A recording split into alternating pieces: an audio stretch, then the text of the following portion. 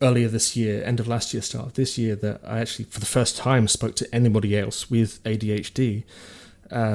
So it's kind of like being a member of a new club. At the moment, I'm having that that kind of moment of discovery, which is seeing people do the same things as you do.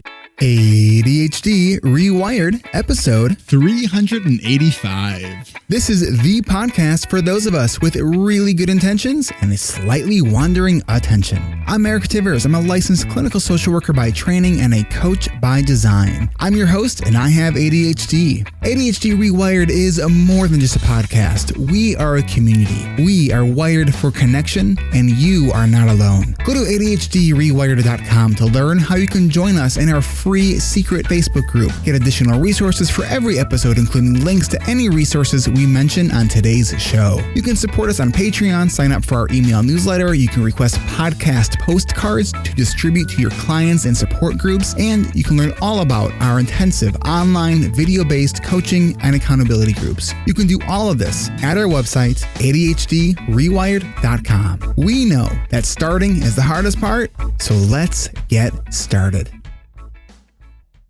Welcome back to another episode of ADHD Rewired. My guest today is Roland Tanner. Roland has procrastinated his way through careers as a bookseller, medieval historian, author, publisher, software developer, podcaster, and would-be politician.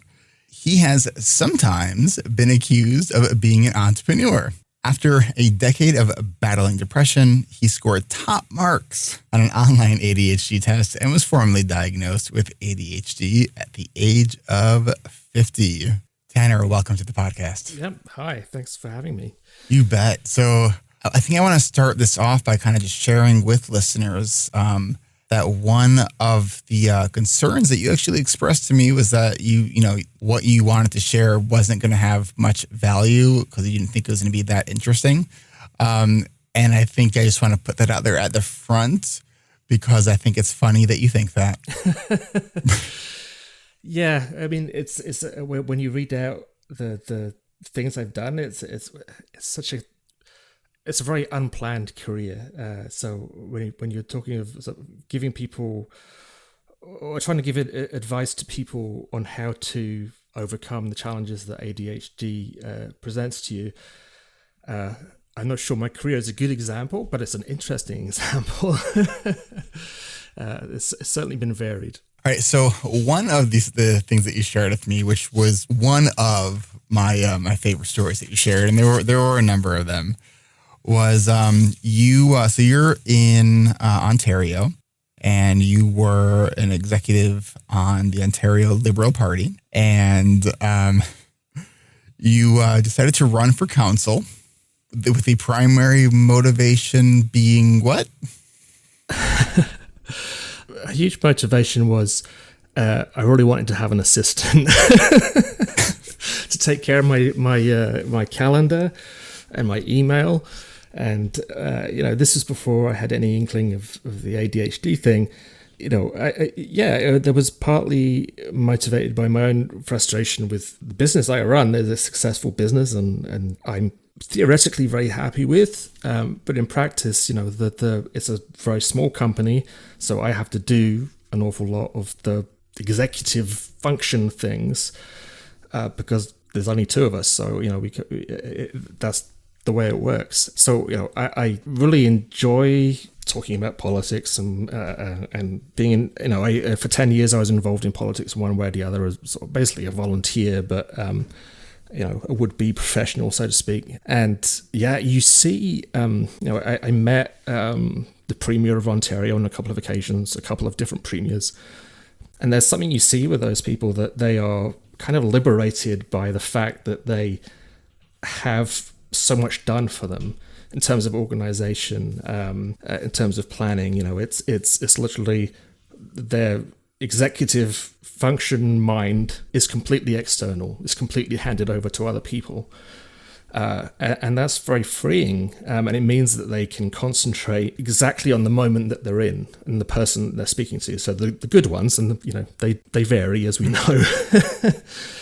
If they're having a conversation with you, they're focused on you because they're not distracted about, what happens to have next. It's all someone else's problem. And it's like, that would be nice. I could do that. Didn't work out, but it was a hell of a fun process. How close was the race?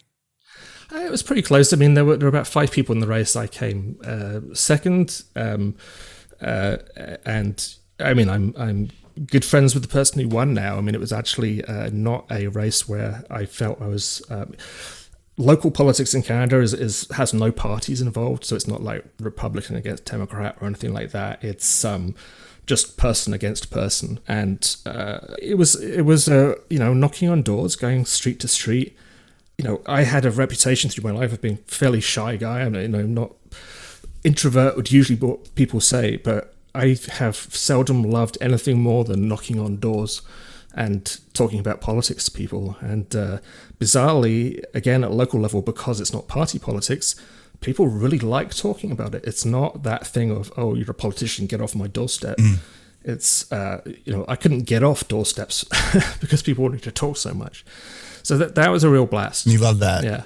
I mean, I'm not sure if the job would have been very good for me because it's stressful, let's put it that way, But that part of it, the kind of retail sales part of it, was an absolute blast. You never knew what you were going to get behind a door.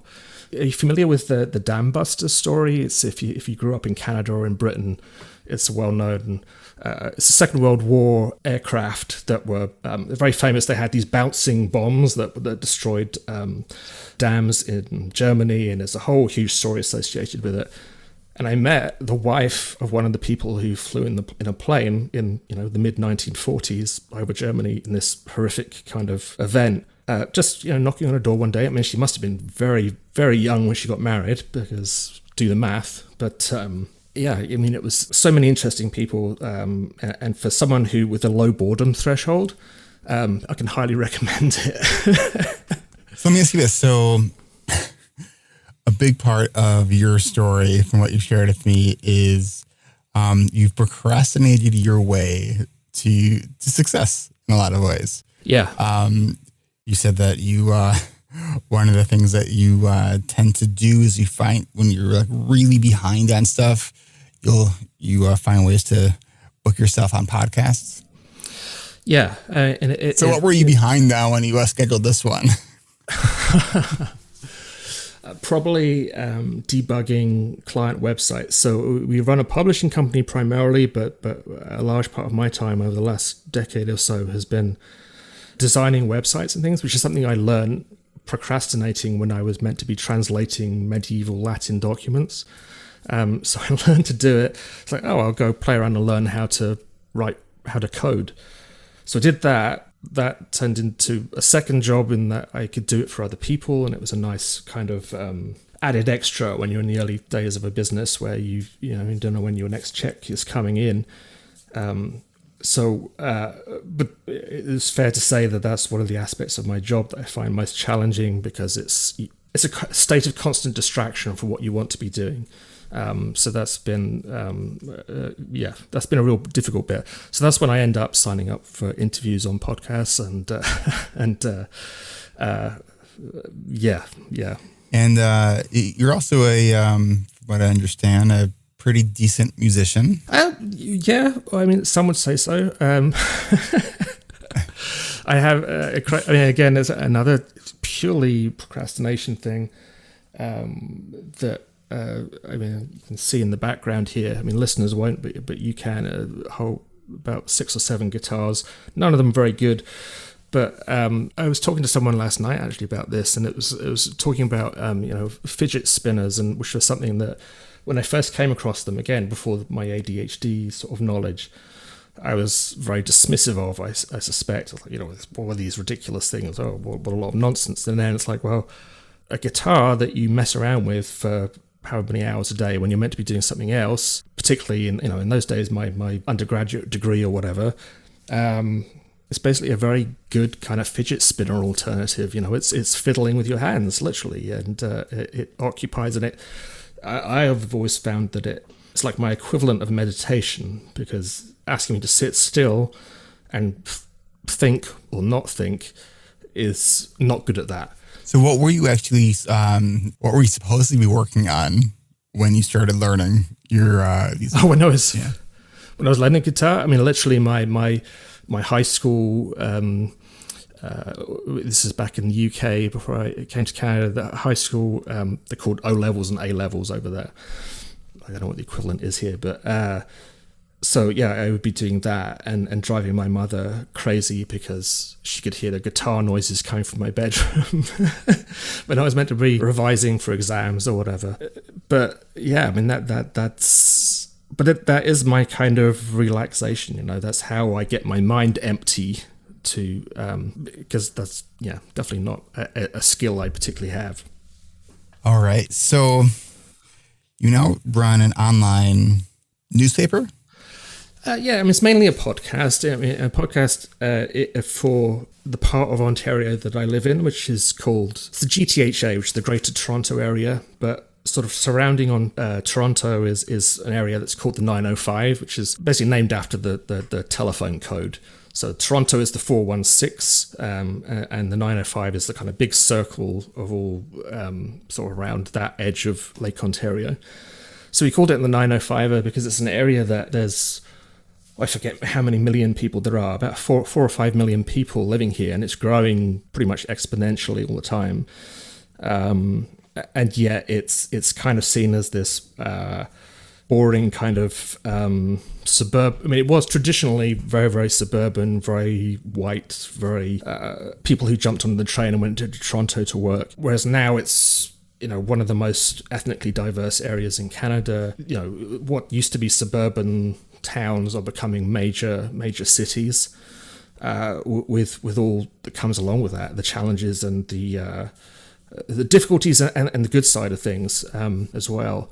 So we started that last year, and I really enjoy that. I mean, like we're talking, I don't know if you've been following Canadian news lately, but there's been a huge amount in the news about the First Nations, so Indigenous Canadians, and the discovery of huge numbers of bodies at residential schools. I mean, it's a horrific story.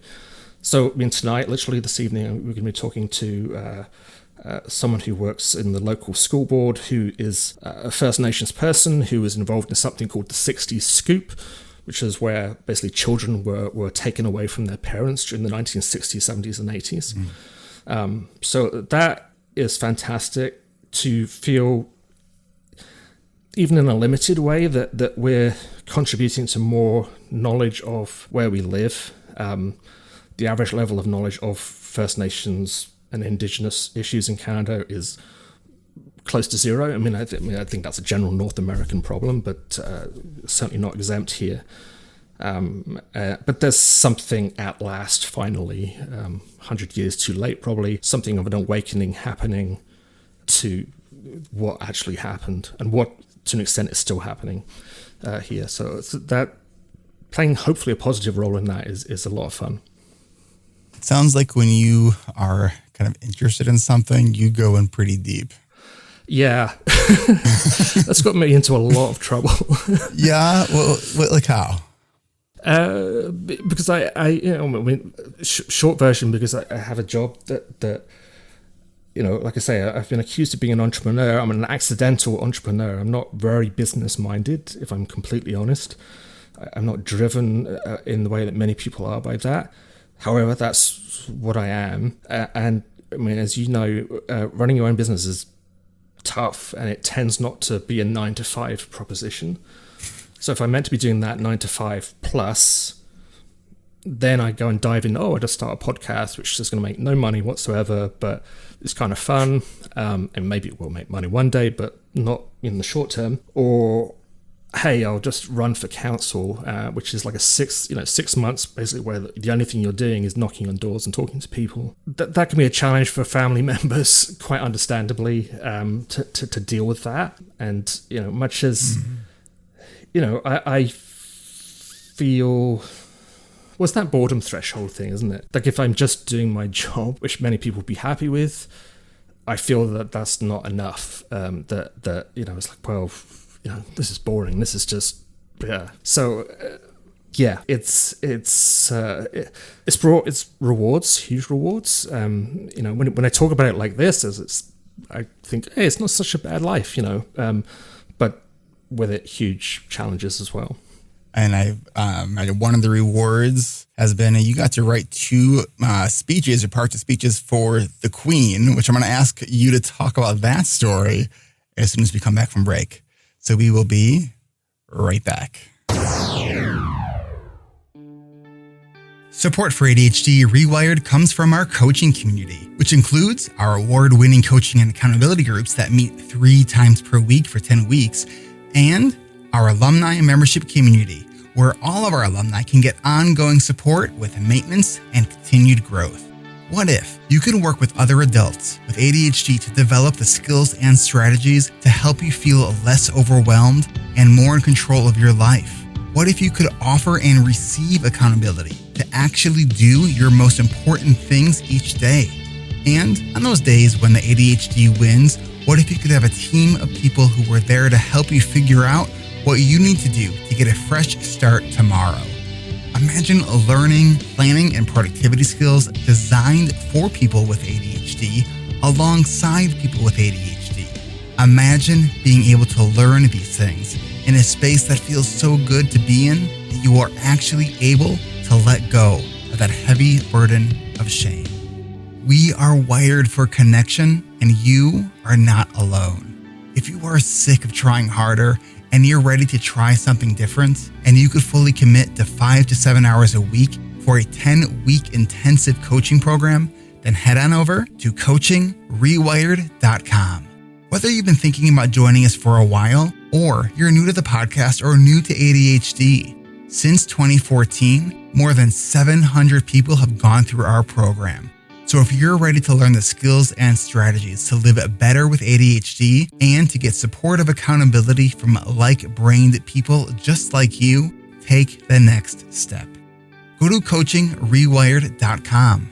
Registration is by invitation only. To get your invitation, go to coachingrewired.com and click on the button at the top of the page and add your name to the coaching interest list. Then check your email to confirm that you want to hear from us so you make sure that you actually receive your invitation. To learn more and to get invited to register, go to coachingrewired.com. That's coachingrewired.com.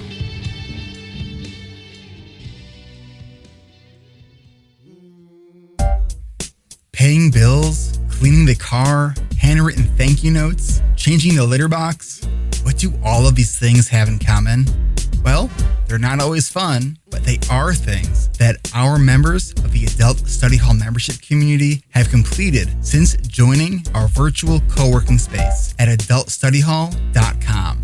Sure, we all have things in our to-do list we'd rather not be doing, but with the Adult Study Hall membership community, you won't have to do them alone.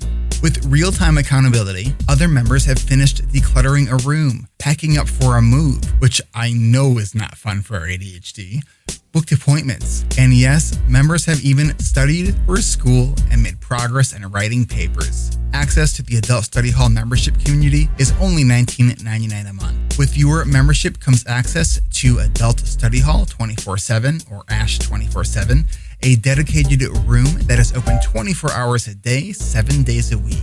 You can jump in anytime, let everyone know what you're working on in the Zoom chat, and then get started. Also included are our guided and facilitated sessions that we call ASH Plus.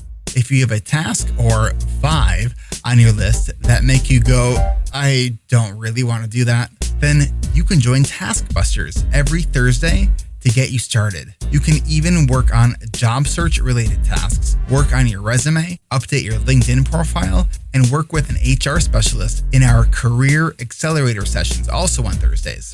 If you've been meaning to clean out your garage or whatever clutter you have, you can join our clean and decluttering session every Sunday. And new to our ASH Plus sessions is a writer's group to help you overcome your writer's block, now happening every Monday. And this Thursday, July 22nd at 2 p.m. Central Time, I will be leading our monthly Pomodoro dance party. This is 2 hours of work on a Pomodoro timer, so 25 minutes of work. And then after each work cycle, we'll have 5 minutes of dancing. Dancing is required. Dance skills are not. With the Adult Study Hall membership community, you won't have to work alone again. For only $19.99 a month, you'll have access to ASH 24/7, all of our current and upcoming ASH Plus sessions, and a community of supportive, like-wired brains who truly understand the struggles our ADHD can present. If you're listening to this podcast, then you probably have ADHD. So why not join the virtual co-working community built just for you? You can join us by going to adultstudyhall.com, see more information and times of our ASH Plus sessions, and everything else you need to know to get started. First step is go to adultstudyhall.com. That's adultstudyhall.com. All right, we are back. So I asked you before the break about you tend to go in deep into stuff. How was it that you ended up being, I guess, was it part of writing a speech, or you helped write a couple speeches for the Queen? Yeah, it was a small part. I mean, literally a paragraph or so of a speech of a couple of thousand words. But that's how these things are done. They're written by teams of, they're not written by the Queen, let's put it that way. and it was the job I had back then. I was, as I mentioned earlier, my first career, I guess, after the bookselling bit was I did a PhD in medieval history. My subject was, this sounds so obscure when you're talking to a primarily North American audience, I know. The medieval history of the Parliament of Scotland, which was something that had never been properly studied before.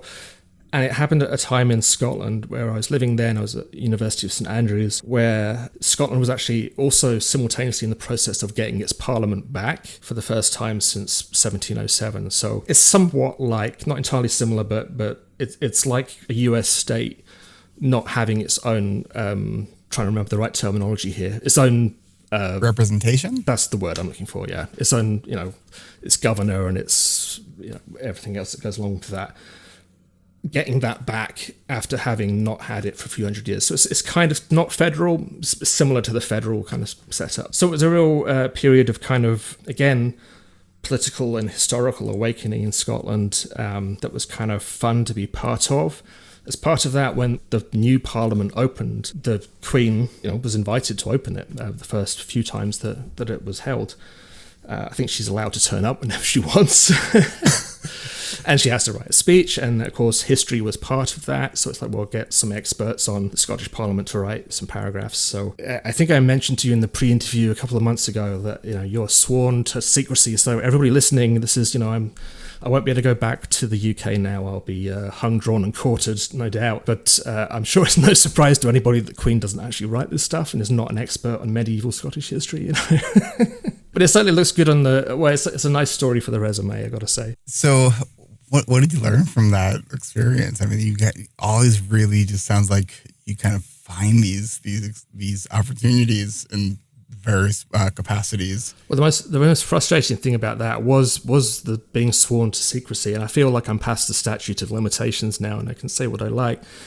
But it's like, I've just done this amazing thing and I'm not meant to tell anybody. And something about, however, I'm not a big royalist by any stretch of the imagination, probably quite the opposite. But there's something about living in Britain with that whole, it's still a huge thing, for better or worse. I'm making no comment one way or the other. It's a huge thing. So somehow when some royal functionary says, you have to keep this secret, you actually do it, even however ridiculous that might be. The time I was at St Andrews was also the time that Prince William was at university there. I didn't teach him. I never even saw him. But I knew people who did teach him, and it was the same thing. They're very good at saying, no gossip. You're not allowed to say what his marks are, and people do it. It must be that deference still sort of clicks into action at these moments or something like that. So you are, I think, 50? I'm 51 now, as of a couple of weeks 51. ago. 51. So, all right. So you were diagnosed at 49. And so you've had a lot of different things that you've done professionally. not knowing that you had ADHD until really not that long ago. You had told me that growing up that you didn't do so hot in school, and no, very badly, yeah. And that you said your teachers or your parents were told by a teacher that you're either really slow or stupid. Oh, yeah, that's the direct quote. I mean, it was the 1970s, I guess, but I was fortunate to have parents who didn't believe that. I mean, those were the days when people were, again, there's more deference to people, to professionals and doctors and teachers. And I was the last of 4 children, so I think by the time they got to me, they'd learnt a few things. And also, thankfully, knew me well enough to know that I wasn't stupid, but I was spectacularly bad at the teaching methods and I'm not having a go at the teaching methods, they just didn't suit me at all. So yeah, I mean, I ended up doing a PhD, and each year along the way, like a friend who knew that particular teacher would say, "You remember that Roland Tanner guy you said was stupid?" So she probably cursed me for the subsequent 20 or 30 years. But yeah, I mean, it was as time went on, and for me, the tradition, the almost old-fashioned ways of education worked for me, or self-driven. The subject that I was interested in was history, so I had no problem working on history. It was like procrastination for me, if you like. It's like it was always a pleasure to do that. Whereas, if it's math or languages, and math was the worst one. I mean, I still can't count to 20 without taking my shoes off. It's I mean, I think that's when there's actually research on that, isn't there, of association with I can't remember the word, sort of number problems and ADHD. Like dyscalculia? Yeah, that's the word. Yeah, I would not be surprised if that was a thing, because it's kind of number blindness. Yeah, which is a problem for someone who's doing history, has to remember dates, but okay. Yeah. But with all of this, one of the things that seems to me is that, and this is, I think, really true for most of us with ADHD, is that we don't have the luxury of kind of doing work that just pays the bills, right? Like, we have to be really interested in what we're doing. Yeah. And that's such a big part of ADHD, because interest drives dopamine, and that, kind of feeds up the executive functions, right? And when we are interested in something, our brain kind of, gets online and tends to cooperate at least a little bit more. Yeah. Oh, absolutely. Yeah. Yeah. I mean, I have the opposite problem too. Like, if I'm really interested in it, I can't stop working on it. I was actually up till 4:00 last night because I was uploading our podcast, and I just have to do the notes that go with it, which should be a 10-minute job. We don't do a whole lot of detail. And I got interested in something completely irrelevant to what I was supposed to be doing. It was 4 a.m. when I finished that. And it was like, I'm sitting there looking at the clock going, this is self-destructive, because you're going to pay for this tomorrow. How are you feeling right now? Right now I'm fine, because this is fun. I mean, this is, I'm doing a podcast. It's cool. And the whole ADHD thing is kind of new to me still, and I'm learning and I'm meeting new people. Like, I started taking meds back in 2019, but I wasn't formally diagnosed until like literally early this year. And it was also earlier this year, end of last year, start of this year, that I actually, for the first time, spoke to anybody else with ADHD. So it's kind of like being a member of a new club. Absolutely. At the moment, I'm having that sort of that kind of moment of discovery, which is seeing people do the same things as you do. What were some of those things that you saw other people doing when you were meeting other people with ADHD? The very first time is. So I met a friend and who introduced me to another friend with ADHD, and we had just a Zoom conversation. It was actually, the initial purpose was kind of helping each other work on the homework for this course that I was spectacularly bad at doing and tend to do 5 minutes before the class began. And the real sort of standout was speaking to people who speak like I do, which is tends to be lots of pauses interspersed with run-on sentences and things going off in 10 different directions. People saying, I've forgotten what I started to say. I've lost my thread. I'll get it back in a minute. Which is just like my catchphrase at this point. And yes, I had this absent-minded professor thing my whole life, which was ironic because I'm not a professor.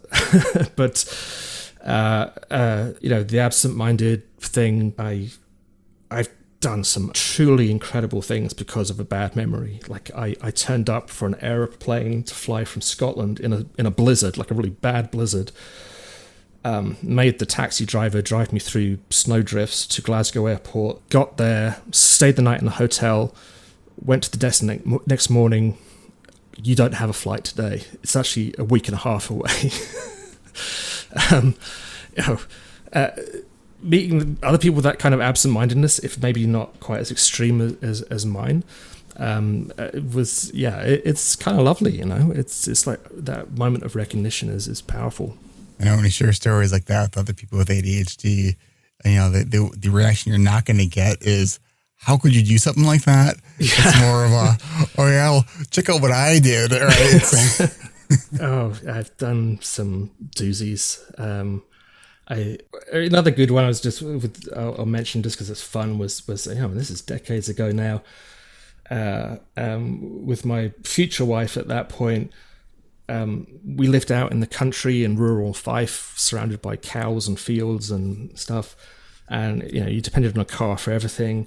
And she was taking a car to get to the garage to get fixed up, to get what's called an MOT over there. So I was the guy to pick her up and take her into town to work because we worked together. Completely forgot. About an hour and a half later, and this is pre-cell phones, pre any of that kind of stuff. Yeah, you feel pretty bad when you do that, and so does your partner.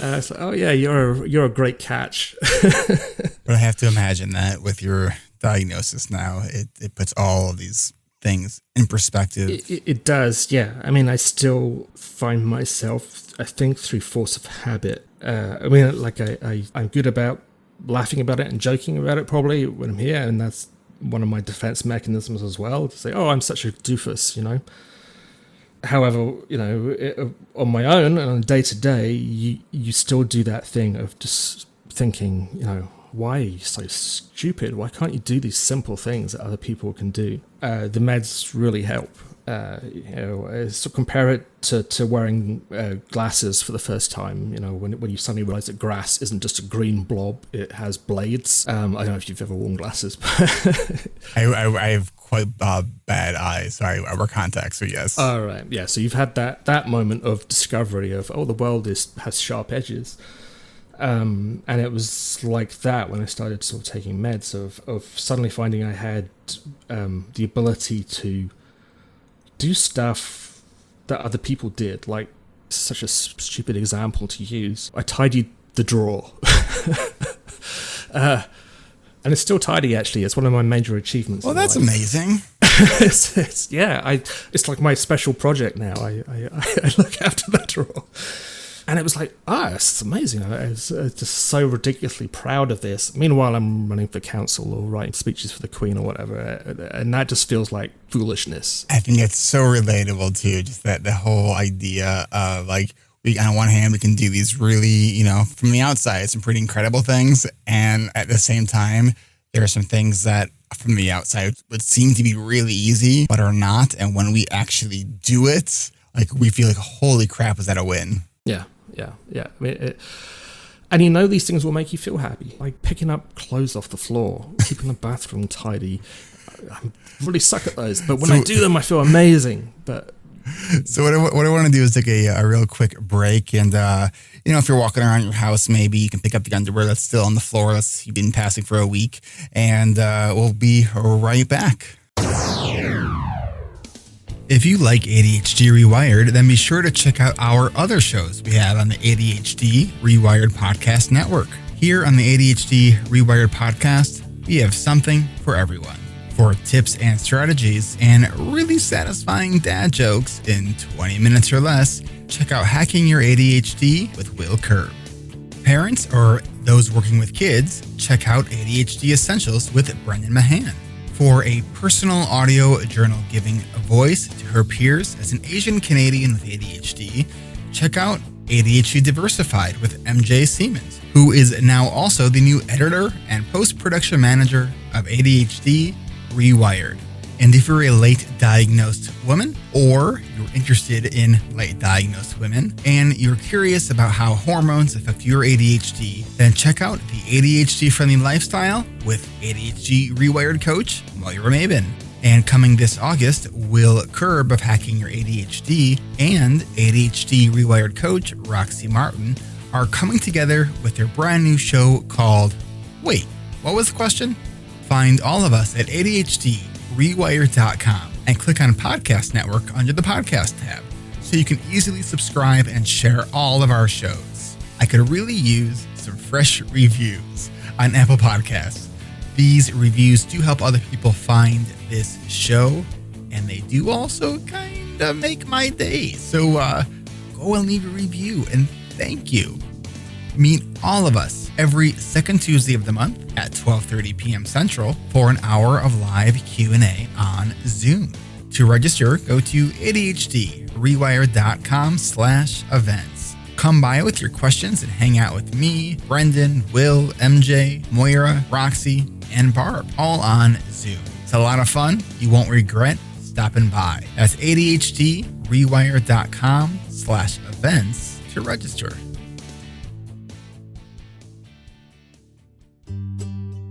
I want to say hello to Joshua W. at the $5 a month level, Lois C. at the $10 a month level, and Ash L. at the $25 a month level, who all became patrons this week. Thank you so much for your support.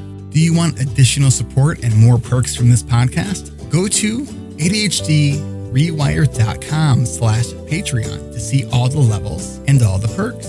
You can support this podcast starting at $5 a month, where you can listen to ad-free episodes of this show. At the $25 a month level, you can join me for a group coaching call every fourth Tuesday of the month. Our next Patreon-only group coaching call is on Tuesday, July 27th at 3 p.m. Central. That's 1 p.m. Pacific and 4 p.m. Eastern. If you're listening to this episode on the day it came out, that means our next patron-only coaching call is next week. If you're a member of the $25 a month level and you've been waiting to join us for our monthly coaching call, what can you do to be reminded of your monthly coaching calls every fourth Tuesday of the month? And whether you're a current patron member or you're thinking of supporting the show through Patreon, head on over to Patreon to give feedback on what you would like to see. And if you're not a Patreon member, I'd like to know what would be beneficial for you to have available if you do become a patron. Many of our patrons give simply because they want to support the work we are doing. The Patreon contributions get put back into the podcast and my team. Support for the show begins at $5 a month, where you can get ad-free episodes, and $25 a month, where you can jump in on our monthly coaching calls. Truly, all of your support is appreciated. Join our Patreon community and find all the perks by going to ADHDrewired.com/Patreon. That's ADHDrewired.com/Patreon. And thanks.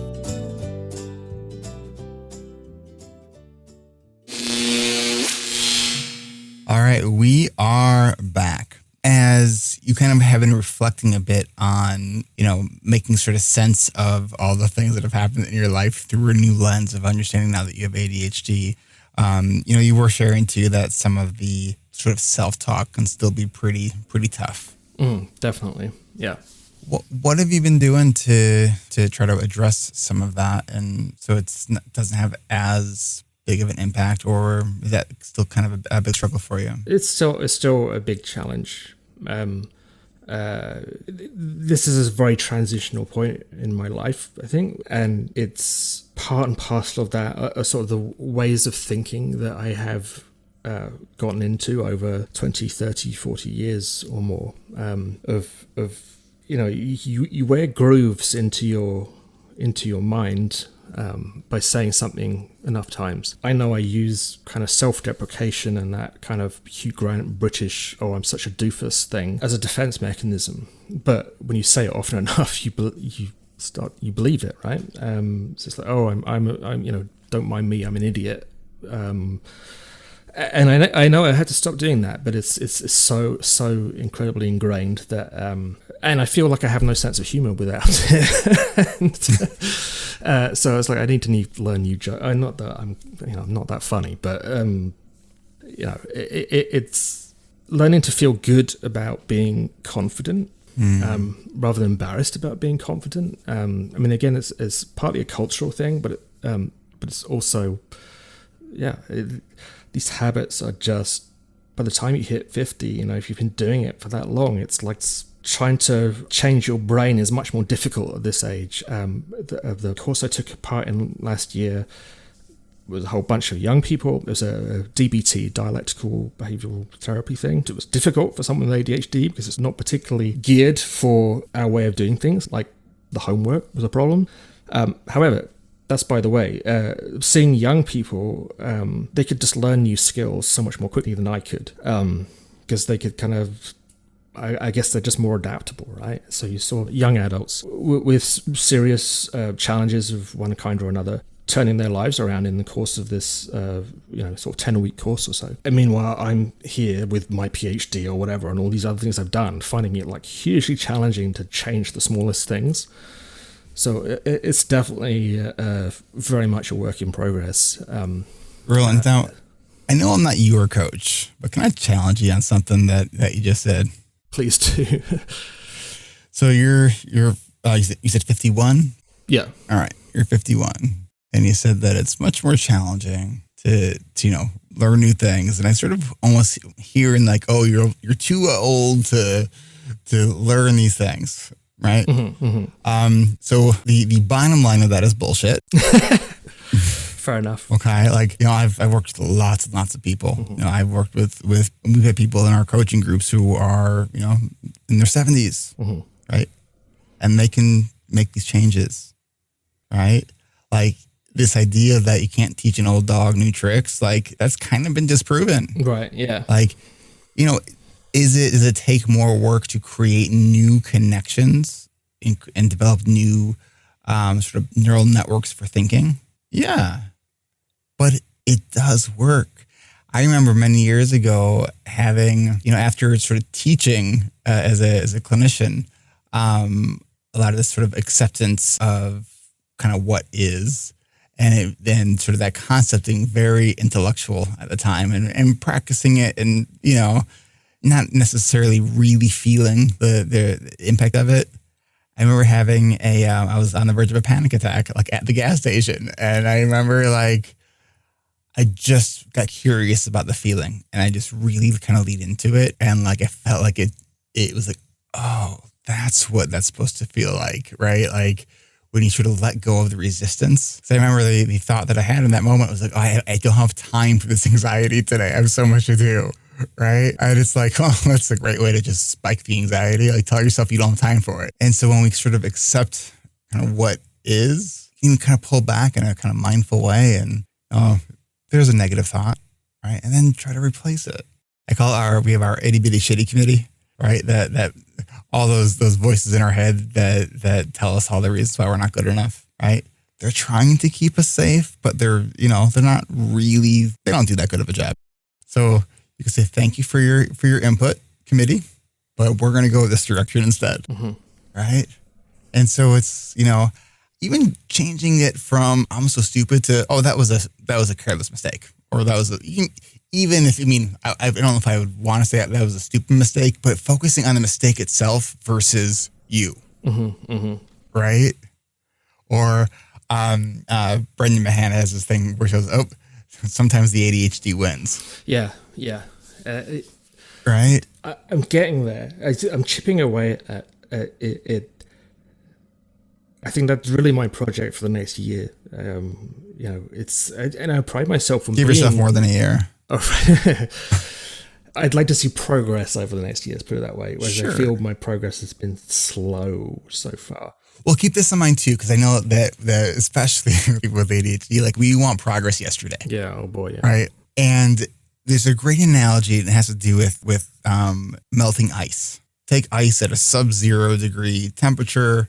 Each incremental degree it goes up. It doesn't change it from ice to water, but once it gets to that threshold of going from frozen to liquid, it's just a 1 degree change that does that. It doesn't mean that all the other changes in temperature that went from a freezing to not freezing didn't do anything. It was all the work that it took to get to that that critical point where something changes from ice to water. Because as soon as we start thinking new patterns, our brain that itty bitty shitty committee goes, bullshit. Like you try to replace it with a healthier thought and your brain's like, this is not a familiar thought. What the hell is this? Like, come on, who are you kidding? And just know that's part of the process. Because our brain and body want homeostasis, right? So anytime something new is entering our sort of internal ecosystem, like all the red flags go off, right? And if we know that that's normal and part of the process, we can just call it what it is. That's just normal and part of the process, right? I think it's really amazing all the things that you have done. And I think it's kind of fun to think about all the skills that you have learned through kind of like procrastination and interest. If this is your interest while you're, maybe avoiding writing your next article or putting out your next podcast, you're going to be working on some thought changes and kind of doing some CBT kind of stuff. I can't encourage you enough, Roland, to keep connecting with the ADHD community because I think that there's so much like when we see ourselves in others, it's healing and it's powerful. Absolutely. Yeah, I'm starting to learn that. And yeah. Right. Just what I've experienced so far has been huge. Yeah, really huge. So what's next for you? What's your next kind of big project? It's funny actually for the last, although the publishing company I run is ultimately still about history. It's connected with history. We publish old history books. I have not been greatly interested in history for a long time. I moved on. I was interested in, I don't know, 100 different things, or politics and all that. And just what's happening in Canada at the moment with the kind of, not discovery, but the awakening to Canadian history. Canadian history is like everybody, if you talk to people about Canadian history tradition, it's like, is there anything more boring than Canadian history? This is a country that never did anything good, bad, or otherwise. It's just nice people living in a big country. That's the cliche, right? And yet, actually, there's huge amounts of things that really we suck at teaching our children about. So it's like, yeah, that's my next scheme for global. I make this joke all the time that every week I have a new scheme for global domination. So my next scheme for global domination is maybe a reawakening a bit of that interest in history and its value to the present, which we're seeing right now here. Well, there is that. I forget who originally said this, but when we don't teach and learn history, we are destined to repeat it. It's true. We are doing that over and over again. Yeah, it's true. The other side of that coin is if you do learn from the mistakes of history, then you go and make new ones. Well, the hope is, though, with all of our future mistakes, that we learn from them. Yeah. And, try not to repeat them too many more times. That's a good lesson. Yeah, no, I mean, it's. I think that, especially for a lot of sort of self-taught, sort of accidental entrepreneurs, we've kind of failed our way to success, right? And I think that's, it requires having a lot of just grace and humility and trying to enjoy the ride as much as possible because sometimes it can be bumpy. Roland, any final thoughts here? I can tell you seem like you're a little bit choked up by this at the end here. I'll give you a moment.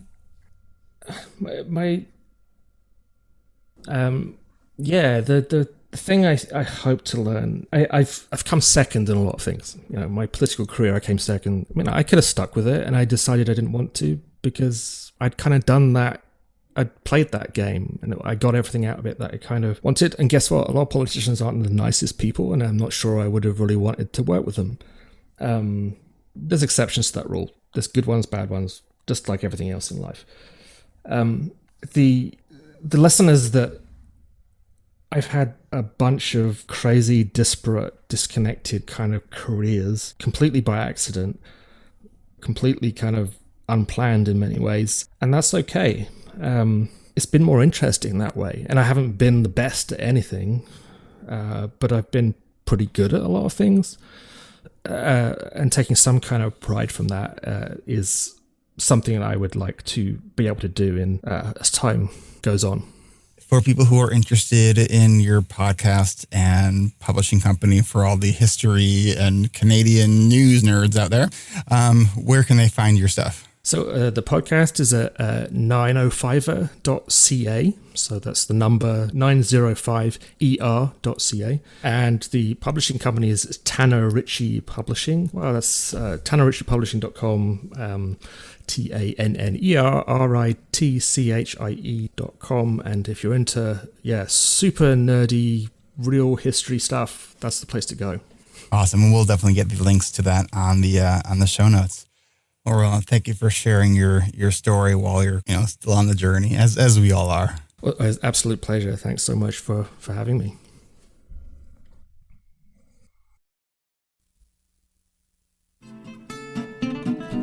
This is Eric Tivers. Thank you for listening, and congratulations for making it to the end. ADHD reWired is more than just a podcast.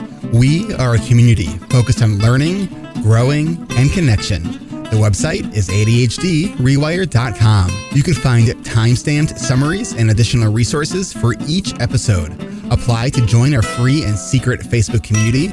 Learn more about our award-winning intensive online video-based coaching and accountability groups. Join the Adult Study Hall virtual co-working membership community. Find all the other podcasts on the ADHD Rewired Podcast Network. Sign up for my email newsletter to get exclusive content that you won't hear anywhere else. And use the search tool to find episodes on specific topics. You can do all of this at ADHDrewired.com. While you're there, click on the Patreon button.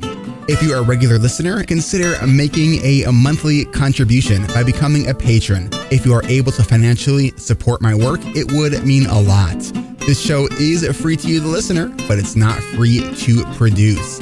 Plus, patrons get cool perks like ad-free episodes and access to recordings of coaching calls, and $25 a month patrons can join me once a month for a group coaching call. You can follow me on Twitter at Eric Tivers. You can like our Facebook page at facebook.com/ADHD rewired. If you're a coach, therapist, or related professional, connect with me on LinkedIn at linkedin.com/Eric Tivers. Subscribe to ADHD Rewired on YouTube to see selective interviews and other videos I've made. Podcasts change lives.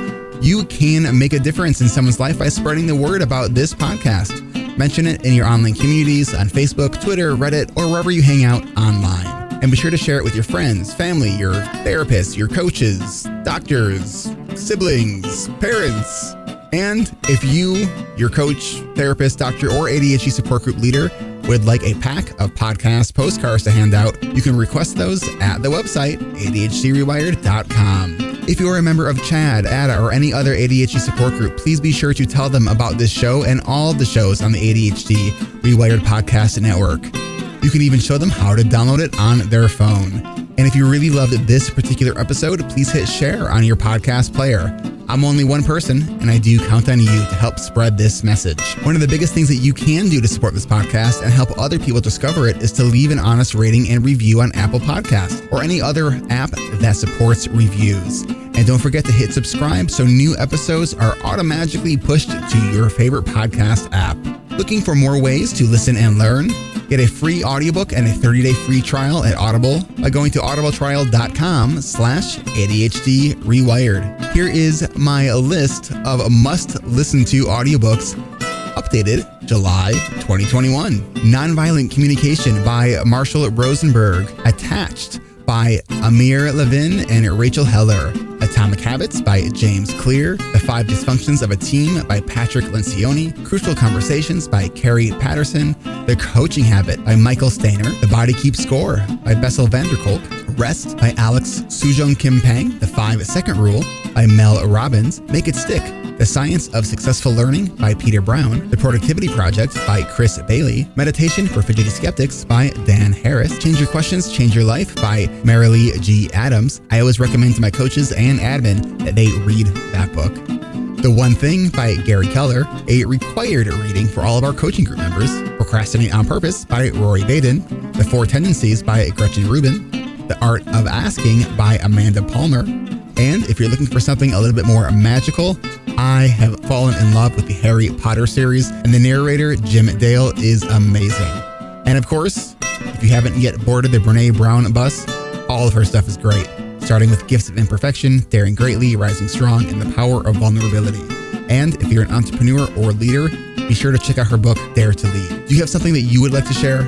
Click on the podcast tab at ADHD reWired. Click the button to be a guest at the top of the page and schedule a 15-minute interview. This is Eric Tivers, reminding you to keep learning, growing, and connecting. Self-care is not selfish. No matter what you get done or don't get done, you are still enough. And no matter how hard it feels, we can do hard things. And we don't need to do them in the hardest way possible. Thanks for listening. I'll catch you next week.